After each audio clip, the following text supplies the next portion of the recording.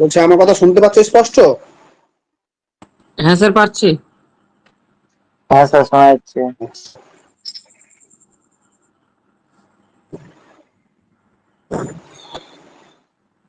তাহলে শুরু করি আর কি। হ্যাঁ, হ্যাঁ, আজকের টপিকটা কি ছিল? অ্যাপ্রোচেস। হ্যাঁ, অ্যাপ্রোচ ছিল স্যার। অ্যাপ্রোচ। হ্যাঁ, দৃষ্টিভঙ্গি রাষ্ট্রবিজ্ঞানের। স্যার, আপনার কথা ক্লিয়ার আসছে না। Network problem. এবার দেখতে পাচ্ছ? না স্যার, দেখা যায় না। স্যার দেখা যাচ্ছে না স্যার। রাষ্ট্রবিজ্ঞানের দৃষ্টিভঙ্গি দেখতে পাচ্ছ না? হ্যাঁ, এবার দেখতে পাচ্ছি। দেখা যাচ্ছে? সবাই দেখতে পাচ্ছ? হ্যাঁ। হ্যাঁ স্যার, দেখতে পাচ্ছি স্যার। হ্যাঁ। তো আজকে যেটা পড়াবো হচ্ছে সেটা হচ্ছে রাষ্ট্রবিজ্ঞানের দৃষ্টিভঙ্গি। আমরা তো সাধারণত রাষ্ট্র পড়েছি, রাষ্ট্রবিজ্ঞানের সংজ্ঞা, হুম, রাষ্ট্রবিজ্ঞানের প্রকৃতি পরিধি। দেখা তো যাচ্ছে না কেন রাষ্ট্রবিজ্ঞানের ছবিটা?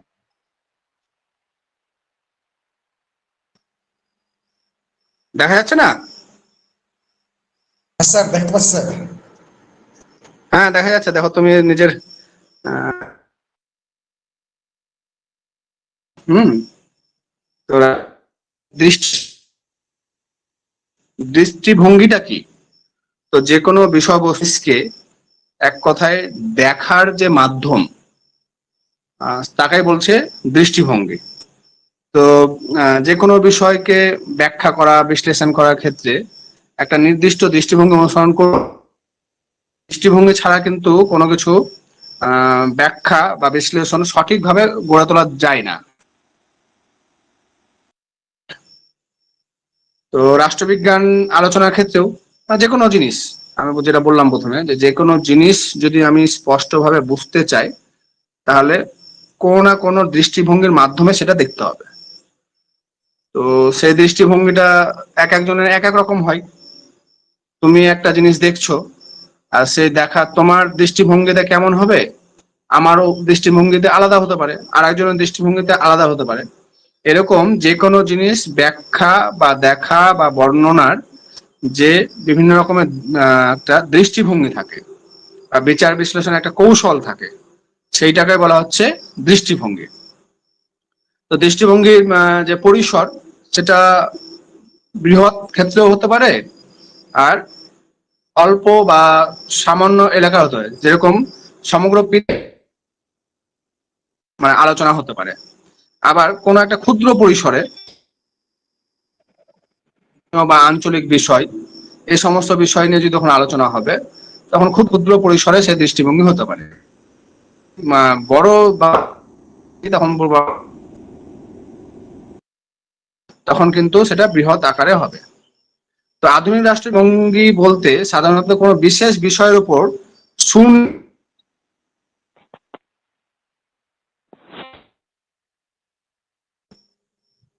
একটি নির্দিষ্ট বিষয়কে পর্যবেক্ষণের ধারাকেই বলা হয়। কোনো একটা বিষয়কে পর্যবেক্ষণ বা বিচার বিশ্লেষণ বা ব্যাখ্যা করা যেতে পারে, তো সেই ধারাকেই বলা হচ্ছে দৃষ্টিভঙ্গি।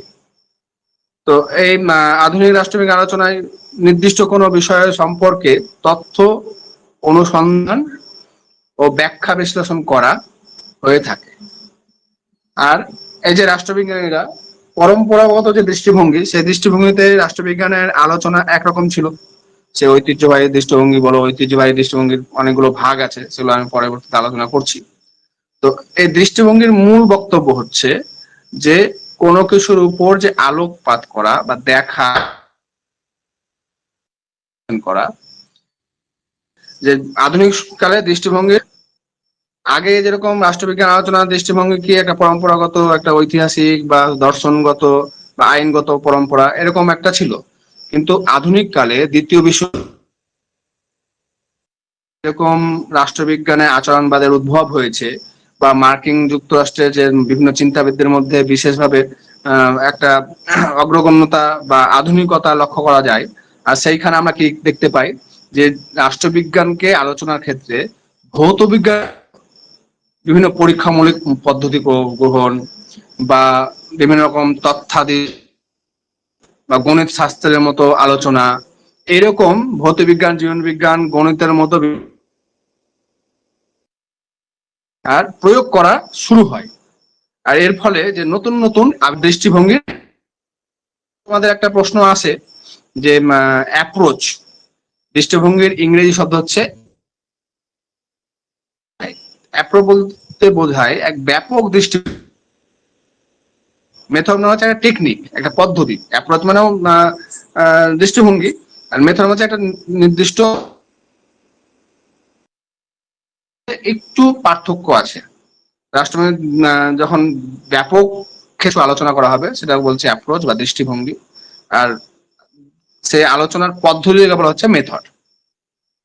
তো এবার আমরা আলোচনা করব যে এই দৃষ্টিভঙ্গিকে বিভিন্ন রাষ্ট্রবিজ্ঞানী বিভিন্ন রকম ভাবে ভাগ করেছেন। তো রাষ্ট্রবিজ্ঞানের দৃষ্টিভঙ্গি প্রধানত এমনি সাধারণ ভাবে আর কি 4 ভাগে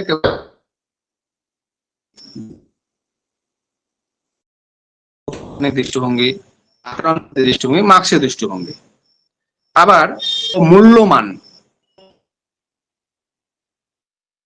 নিরপেক্ষ আলোচনা, তথ্য সংক্রান্ত আলোচনা, এই সমস্ত মিলে এর ভিত্তিতে রাজনৈতিক আলোচনা ভাগ করেছেন। একটা হচ্ছে আদর্শ স্থাপনকারী দৃষ্টি, আর একটা হচ্ছে অভিজ্ঞতাবাদী দৃষ্টিভঙ্গি। বিখ্যাত রাষ্ট্রবিজ্ঞানী অ্যালান বল আলোচনা করব, সে অ্যালান বল এই দৃষ্টিভঙ্গি দুভাগে ভাগ, আর একটা হচ্ছে আধুনিক দৃষ্টিভঙ্গি। আমরা আজকের এই আলোচনার মধ্যে ঐতিহ্যগত আলোচনা করব, কারণ দৃষ্টিভঙ্গি একদিনে আলোচনা করা সম্ভব নয়।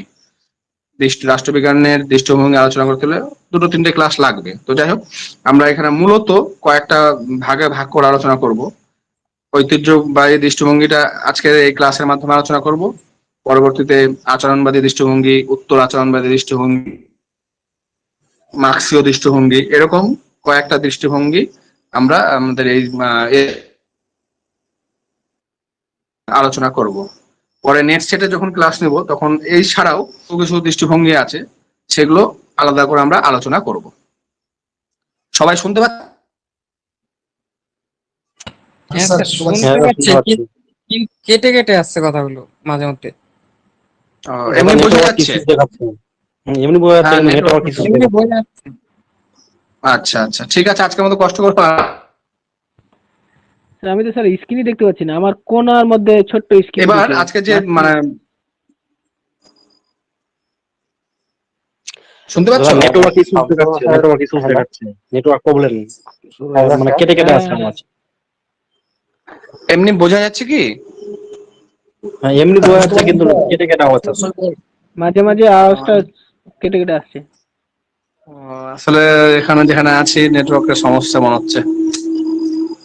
হ্যাঁ নেটওয়ার্ক ইস্যুস দেখাচ্ছে, মানে প্রবলেম দেখাচ্ছে মনে হয়।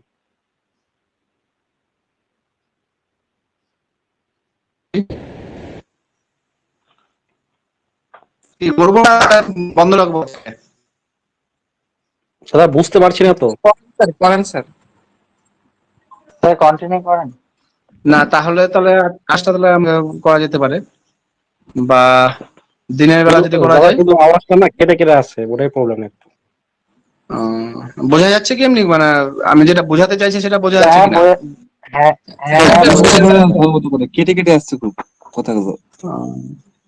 আর যদি খুব সমস্যা হয়, না বোঝা, ভালো হতো স্যার।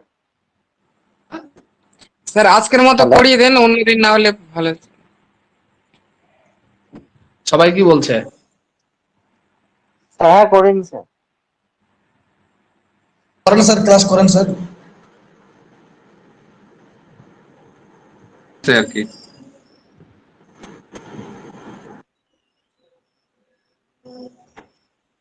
কি করব? করান করান। স্যার করান ক্লাস। স্যার ক্লাস করেন স্যার। আচ্ছা আচ্ছা, ঠিক আছে।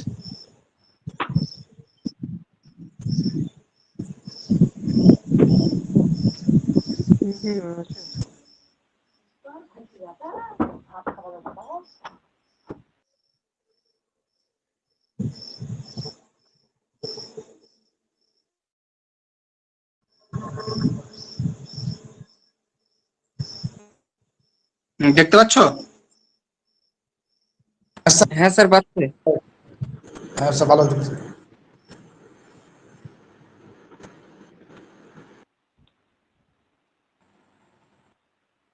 এবার হচ্ছে আজকে সেটা হচ্ছে ঐতিহ্যবাদী দৃষ্টিভঙ্গি। স্যার আসছে মনে হয়। আসলো তো। আসছে, আবার কেটে গেল। কই? আমার হ্যাঁ, কেটে যাচ্ছে। এসছে। তো তোমরা কি শুনতে পাচ্ছ? যা, হ্যাঁ স্যার পাচ্ছি। হ্যালো, স্যার হ্যাঁ শুনতে স্যার। পাচ্ছি স্যার। তো রেসপন্স পাচ্ছি স্যার। হ্যাঁ স্যার ক্লিয়ার। রেসপন্স হ্যাঁ রেসপন্স করো সাথে সাথে, না তো বুঝতে পারছি না আমি যাচ্ছে কি যাচ্ছে না আদৌ। স্যার এবার না তো ভালো হচ্ছে স্যার। হ্যাঁ আস্তে আস্তে। এখনই আসলেন। হ্যাঁ, তখন তখন কেটে গেছিল, এখনই আসলেন তো। এমা ওই শ্রেণী বিভাগটা আলোচনা বুঝতে পেরেছো? না স্যার, কই আমরা কিছুই শোনা যায়নি তো। দাদা তুমি শ্রেণী বিভাগ তোমরা দেখতে পাচ্ছ? কিছুই দেখা যাচ্ছে না, কিছু শোনা যাচ্ছিল না তখন। এখন এখন শুনতে পাচ্ছি, এখন কিন্তু শোনাই স্কুল যাচ্ছে না। এখন শোনা যাচ্ছে। হ্যাঁ, স্ক্রিন শেয়ার হলো। হ্যাঁ স্যার এবার দেখতে পাচ্ছি স্যার। এগুলো আলোচনা বুঝতে পেরেছো, শুনতে পেয়েছো? না স্যার। তোমার কি ওই শ্রেণী বিভাগ বলা হয়ে গেছে? একজন বলো, বাকিরা মিউট করে। বলছি যে শ্রেণী বিভাগ কি বলা হয়ে গেছে? একজন বলো, বাকিরা মিউট করে। বলছি যে শ্রেণী বিভাগ কি বলা হয়ে গেছে? হ্যাঁ,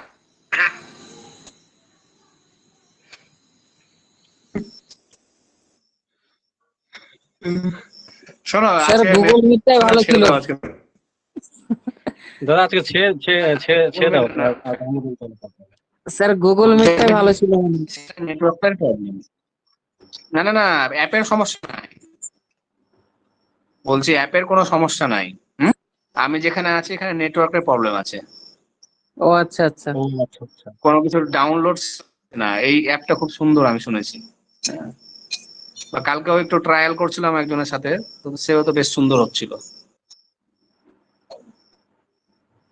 তো যাই হোক আজকে বেশ ভালো, 17 জন জয়েন করেছে। তো এমনি গল্প করি, হ্যাঁ ক্লাস বোঝা না গেলে তো পড়িয়ে লাভ নাই। আমি কালকে না, না, সময় বলছি, দিনের বেলা কোন সময় হলে ভালো বলো তো তোমাদের? স্যার 11টার পর। রাতেই ভালো লাগে। 11টার পর। 11টার স্যার পর। আপনি কখন ফাঁকা অনেক থাকেন? আবার স্যার আমি 11টার পর বেস্ট। যেহেতু আমি বাইরে এসেছি দাদা তোমার তো আবার কলেজ আছে না? কালকে 11টার পর। 11টার পর তো হবে না। হ্যাঁ, এই আজকাল অন ডিউটিতে আছি। পরশু দিন আর তারপর দিন 2 দিন মানিকচক কলেজে আমার স্পেশাল লেকচার আছে, ওই জন্য ওই মালদাতেই জন্যই তো আছি। বলছি। ওই কলেজে ওখানে নেটওয়ার্ক খুব ভালো থাকে আর কি। যাই হোক 17 জনের মধ্যে আজকে একদম নতুন কি আছো? বলো। 11টা থেকে 4টের মধ্যে আপনার যে সময় হবে সেই সময় করে দিন না স্যার। ওই সময়টা তো প্রতিদিন হবে না, না ওই সময়টা প্রতিদিন সম্ভব হবে না। আচ্ছা এই সকালের টাইমটাই দিকে ভালো যদি হবে। করি,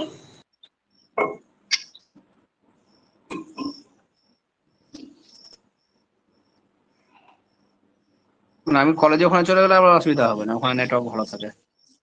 আর এখানে আমার এই নতুন বাড়িতে নেটওয়ার্ক, দাদা নতুন বাড়িতে নেটওয়ার্ক। হ্যাঁ দাদা বলো গোলাম। দাদা বলছি স্যার সামনে তো নেট আপাতত এই পরীক্ষা আছে তো। সময়টা এখন থাকুক। দাদা বলছি সামনে তো নেট পরীক্ষা আছে তো, দাদা বলছি কিছু যদি মানে একটু বলা যায় তো ভালো হতো। হ্যাঁ নেটের জন্য অনেকে মানে একটা তো ক্লাসরুম আলাদা আলাদা করেছি আর কি, হ্যাঁ যারা শুধু নেট সেট দিচ্ছে, এসএসসি দিচ্ছে না, অর্থাৎ বিএড নাই। হ্যাঁ, তো তো তাদের না না জন্য বলছি সামনে পরীক্ষা আছে তো, মানে এই কয়েকদিন মধ্যে আছে তো, কিছু যদি মানে কিভাবে হ্যাঁ, হ্যাঁ। পরীক্ষা মানে অ্যাটেন্ড করবো, মানে কি করে করবো একটু যদি বলা যায়, মানে তোমার এক্সপিরিয়েন্স যদি বলা যায় ওটাই বলছিলাম। না, আমার কথা কি স্পষ্ট বোঝা যাচ্ছে কি? হ্যাঁ বোঝা যাচ্ছে কিন্তু দেখা যাচ্ছে না। দেখো, এমনি তো নেট সেট তো অল ইন নেট, বিশেষ করে নেট, হ্যাঁ। হুম তো এক মিনিট, এটা অল ইন্ডিয়া পরীক্ষা, সেটটা হচ্ছে স্টেট লেভেল পরীক্ষা, হ্যাঁ, সেখানে পশ্চিমবঙ্গেরই প্রশ্ন হুম সেটার বা যাই বলো হয়। আর নেটটা হচ্ছে এখন তো বোধহয় এনটিএ করছে, আমাদের হুম সময় ইউজিসি NDA নেট করতো। তো অল ইন্ডিয়া পরীক্ষা একটু কঠিন হবে, আর একদিনে বা এক বছরে অনেকে করে, যাদের বিশেষ করে গ্রাজুয়েশন বা MA লেভেলে স্টাডিটা ভালো থাকে, তারা এক বছরে লাগিয়ে দেয়। অনেকে হয়তো সে সময় কোন রকমে পাস করার জন্য যা যা নোট দরকার সেগুলো পড়ে পরীক্ষা দিয়েছে, তো তাদের ক্ষেত্রে এক বছরে লাগানোটা কঠিন, যারা ডিটেল স্টাডি করে না। তো তাদের হয়তো 2 বছর লাগতে পারে। বিশেষ করে যেটা করতে হবে যে সিলেবাস ওয়াইজ আমাকে আগে দেখে নিতে হবে। আর আমি যেটা বলবো যে নেটের, দেখো, আহ, যতগুলো প্রশ্ন থাকে, ধরে নাও 100টা প্রশ্ন আছে। হুম হুম এবার তোমার টপিক কতগুলো আছে? প্রায় 120 বা 30 মতো টপিক হবে, সব মিলিয়ে, ছোট বড় হুম মিলিয়ে। হুম তো এই সেই 130টার মধ্যে 100টা প্রশ্ন আসবে। এবার হুম তোমাদের একটা মার্কিং করতে হবে যে রাষ্ট্রবিজ্ঞানের যে টপিক গুলো আছে, তুমি 150টা টপিকে ভাগ করো বা 100টা টপিকে ভাগ করো। তো সেই টপিকের মধ্যে কিছু কিছু টপিক আছে, 50টা বা 60টা টপিক, দেখবে হুম ওখান থেকে কমন প্রশ্ন আসে। মানে ওখান থেকে একটা প্রশ্ন থাকবেই, যেরকম দৃষ্টিভঙ্গি হুম মনে করো, হুম বা প্লেটো, হুম প্লেটো থেকে বা প্লেটো অ্যারিস্টটল থেকে একটা প্রশ্ন থাকবেই। যেই হুম কোশ্চিন করুক, যত বড়ই পণ্ডিত বা বিশেষজ্ঞ কোশ্চিন করুক না কেন, তোমার ওখান থেকে একটা প্রশ্ন থাকবেই। ফান্ডামেন্টাল রাইটস, মৌলিক অধিকার, হুম সে যত বড় কোশ্চিন সেটাতে আসুক না কেন, সেখান থেকে একটা প্রশ্ন কিন্তু থাকবেই। হুম এরকম আমি যেটা করেছিলাম, হ্যাঁ, যে 50টা বা 60টা টপিক বেছেছিলাম, যেখান থেকে তোমার প্রশ্ন থাকবেই। আর সেই 60টা টপিক আমি কিন্তু একদম ছোটস্থ করে নিয়েছিলাম, যেভাবেই আসুক না কেন পারবোই, যে প্রশ্নই আসুক না কেন পারবোই। তো সেজন্য ওই 60টা প্রশ্নের জন্য আমাকে আর কোনদিন ভাবতে হয়নি। একদম এনি টাইম, এনি মুমেন্ট আমি প্রিপেয়ার। যখনই পরীক্ষা নিবে, সেই 60টা টপিকের মধ্যে থেকে যদি প্রশ্ন থাকে, তাহলে আমি অ্যাটেন্ড করবোই, আর কনফার্ম ঠিক হবে। তাহলে তোমার 100টার মধ্যে 60টা কোশ্চেন ঠিক হয়ে গেল। বাকি 40টার জন্য তুমি ক্যাজুয়ালি পড়াশোনা করো, বা কমন পড়ো, সিলেক্টেড পড়ো। তো হুম এরকম বেছে বেছে যদি আমরা টার্গেটেড পড়াশোনা করি, হ্যাঁ, তাহলে কিন্তু অনেকটা এগাবে। আমি যখন নেটের ক্লাস নিব বা সেটের ক্লাস নিব, তখন এই বিষয়গুলো ধাপে ধাপে বলে দেবো। যে যে প্রশ্নগুলো, হুম টপিক গুলো কমন, সেই টপিক গুলো মার্কিং করে দেবো আমি। হুম, হুম হুম বলো, কেউ কিছু বলছিলে? স্যার বলছি কি আমরা ওই ক্লাসগুলোতে জয়েন হতে পারবো না? কোন ক্লাসে? ওই নেট সেট ক্লাস যেগুলো করাবেন। আমি তো গ্রুপে লিখেই দিয়েছি, আমি তো গ্রুপে লিখেই দিব। হ্যাঁ, আজকে যেরকম লিখেছি যে যারা নেট সেট দুটোই দিতে চাও, হ্যাঁ, তারা জয়েন করতে পারো। SSC নেট সেট যারা দিতে চাও জয়েন করতে পারো। এবার ধরো না প্লেটো পড়াবো, প্লেটো তো যারা শুধুমাত্র SSC দিবে